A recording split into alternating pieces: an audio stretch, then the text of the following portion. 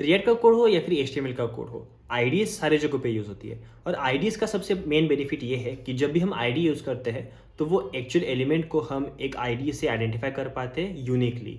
तो मतलब उस एलिमेंट की एक यूनिक आइडेंटिटी बन जाती है। पर रिएक्ट में अगर हम आईडीज यूज़ करना चाहें तो थोड़ी दिक्कत हो सकती है, क्योंकि बहुत सारे कंपोनेंट जो है रीयूजेबल है, और एक ही आईडी हम दो कंपोनेंट्स को दें या फिर दो HTML एलिमेंट्स को दें, ये HTML के स्टैंडर्ड्स के खिलाफ है। तो इसलिए रिएक्ट ने क्या किया, एक हुक बना के दिया। हुक का नाम है use ID. Use ID hook क्या करता है, ये पैरामीटर कुछ भी नहीं लेगा, पर हमें रिटर्न करेगा एक स्ट्रिंग फॉर्मेटेड आईडी, मतलब स्ट्रिंग के टाइप में एक आईडी रिटर्न करेगा। और वो आईडी कंप्लीटली रैंडम हो सकती है। तो जब भी आप एक नया एलिमेंट या फिर अपना जो रीयूजेबल एलिमेंट है उसे यूज़ करोगे, उसे इंस्टेंशिएट करोगे, तो उसके लिए एक नई आईडी बन जाएगी। तो दो कंपोनेंट जो एक्चुअली रीयूजेबल है, समझो एक कंपोनेंट है हेलो नाम का, उसे आपने दो बार इंस्टेंशिएट कर दिया, हेलो और हेलो एक कंपोनेंट में अपने पेरेंट में, तो उन दोनों की आईडीज़ अलग अलग रहेगी। इससे एक बेनिफिट मिलेगा कि यूनिकली आइडेंटिफाई कर पाएंगे हम दोनों को भी। रेफरेंसेस में क्या दिया इन्होंने कि समझो हमें पासवर्ड हिंट आईडी देनी है, तो हम इस तरह से कुछ क्रिएट कर सकते हैं पासवर्ड हिंट आईडी को। पैरामीटर कुछ भी नहीं लेता है, और रिटर्न क्या करता है, रिटर्न करता है हमें स्ट्रिंग आईडी।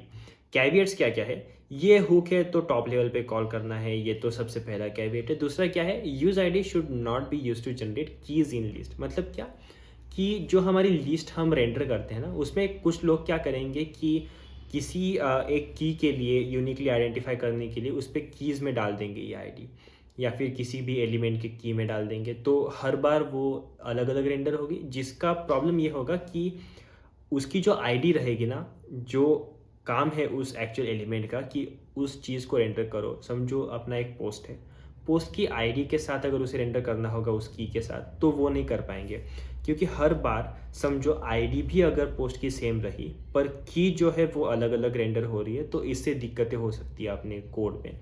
और जैसे कि हमें पता है कि जब की बदल जाती है तो रिएक्ट को लगता है कि ये जो नोड है वो रिएक्ट ट्री के दूसरे पोजीशन पे है, तो उसकी रीरेंडरिंग होती है। तो इसका मतलब अगर आप यूज़ आईडी यूज़ करोगे कीज़ के लिए, तो आपकी रीरेंडरिंग बहुत ज़्यादा बढ़ जाएगी, जो कि बिल्कुल सही नहीं है अपने एप्लीकेशन के लिए। इसके बाद pitfall, do not call use ID to generate keys. यही देखा था हम लाइक कैविएट्स में भी। Generating unique IDs for accessibility attribute. तो एक्सेसिबिलिटी एट्रीब्यूट्स क्या होते हैं, एक्सेसिबिलिटी एट्रीब्यूट्स मतलब अपने एरे एट्रीब्यूट्स जो भी होते हैं HTML में यूज़ करते हैं हम।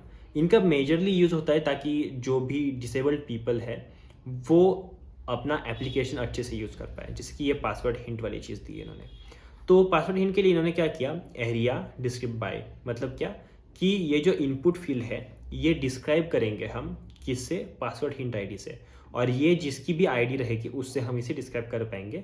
मतलब जो भी लोग देख नहीं पाते ना, वो अगर इसे यूज़ करेंगे, टैप टैप प्रेस करेंगे, तो जब भी इस पे आएंगे वो इनपुट पे फोकस करेंगे, तो उनका जो भी ये पी टैग में रिटर्न है, पैराग्राफ टैग में, वो रीड हो जाएगा।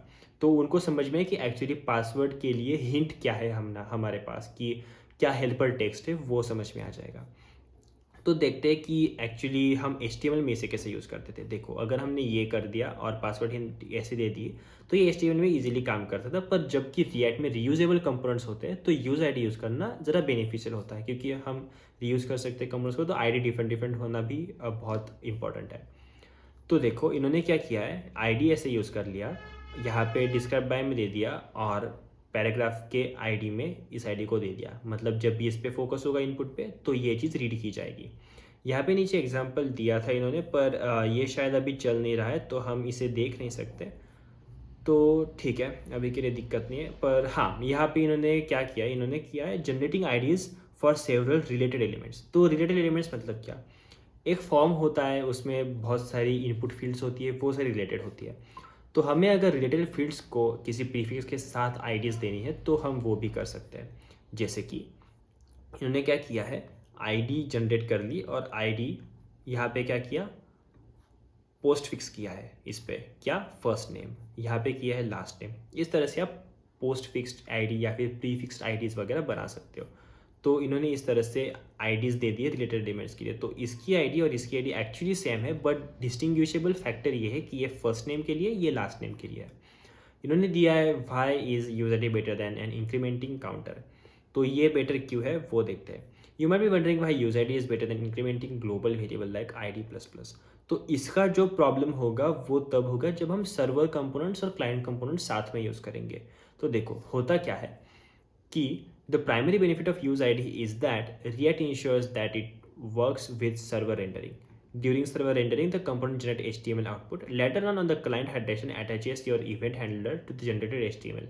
For hydration to work, the client output must match the server output. मतलब क्या? ऐसे समझो कि अपना जो सर्वर रेंडरिंग होता है उस पर HTML एक्चुअली सर्वर पे क्रिएट होगी। क्लाइंट के पास पूरा बंडल भेजा जाएगा, क्लाइंट भी उसे कंपाइल करके रन करेगा।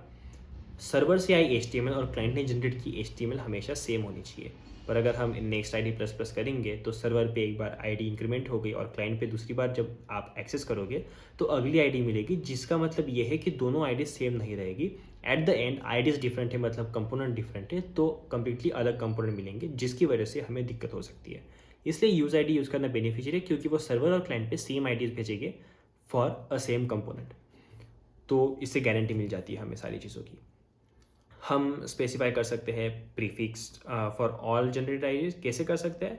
देखो, जब हम क्रिएट करेंगे अपना क्रिएट रूट तो इसमें ही हम आइडेंटिफायर प्रीफिक्स दे सकते हैं। आइडेंटिफायर प्रीफिक्स एक ऑप्शन है जो क्रिएट रूट में हमें अवेलेबल होता है। जो भी आप यहाँ पे दोगे वो आपकी यूज़ आईडी में एज अ प्रीफिक्स डाला जाएगा।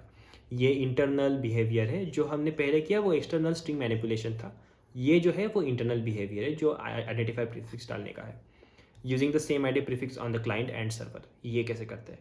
तो अगर आपने आइडेंटिफायर प्रीफिक्स इस तरह से डाल दिया और सेम चीज़ जब आपने हाइड्रेट रूट में डाल दी, ये क्लाइंट में है, ये सर्वर में है, रेंडर टू पाइपेबल स्ट्रीम, और यहाँ पे हाइड्रेट रूट में डाल दिया, तो दोनों की जो प्रीफिक्स है वो सेम है। इस तरह से दोनों को सेम प्रीफिक्स मिल जाएंगे। और सेम प्रीफिक्स जब है तो आईडी सेम रहेगी, क्योंकि बाद में जनरेट होने वाली आईडी क्लाइंट सर्वर पे कॉमन रहेगी उस चीज़ के लिए। तो आई होप आपको समझ में आएगा कि कैसे हम यूज़ आईडी को यूज़ कर सकते हैं अपने आईडीज़ वगैरह मैनेज करने के लिए और अच्छे से अपना एप्लीकेशन बनाने के लिए, rather than using only string IDs या फिर इंक्रीमेंटल काउंटर, जो कि SSR और CSR जब साथ में यूज़ होगा तो दिक्कत दे सकते हैं। आई होप आपको ये समझ में आया होगा। अगर इससे वैल्यू मिली है तो वीडियो को लाइक करना मत भूलना, वीडियो को शेयर करना अपने दोस्तों के साथ ताकि उनको भी इस हुक के बारे में पता चले, और सब्सक्राइब कर देना चैनल को, क्योंकि अगर सब्सक्राइब करोगे तो चैनल ग्रो होगा तो मैं ज़्यादा टाइम दे पाऊँगा और ज़्यादा अच्छे से पढ़ा पाऊँगा। तो मिलते हैं अगली वीडियो में, तब तक के लिए थैंक यू, बाय बाय।